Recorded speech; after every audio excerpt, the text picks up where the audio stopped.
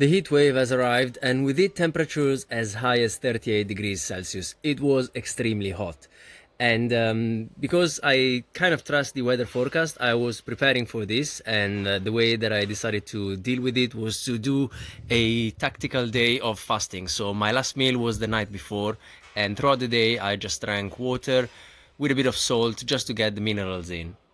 As expected, it was very useful. I did not really feel the heat as much as I would have if I had been eating normally, but on the downside, this was probably placing a bit of stress on the body when it came the time for the session. What I did was having a quick meal beforehand, but as I was getting into my front squat set, I started feeling a bit of a headache mounting up. And unfortunately, by the time that my second front squat set came up, my head was thumping, and I had to call it at that. There was probably a combination of many factors: the long day at work, fasted, and the heat. I had to make the decision, and there was some sacrifice that had to be made. What I did sacrifice in the end was the approach jumps.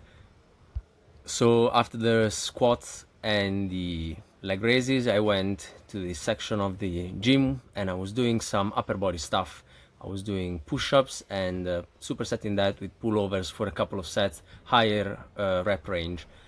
I did not do any approach jumps. I was only doing low intensity plyometric drills just to get some bouncy work out of the day.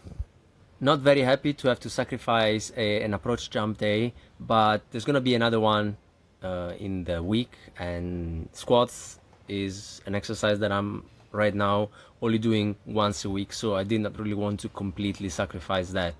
I'm going to be doing some extra plyometric stuff with the assistance and weighted jumps, so having to give up on a session of jumps due to the environmental circumstances is a decision that I had to make, and I'm not even too mad about it. It happens. Ciao.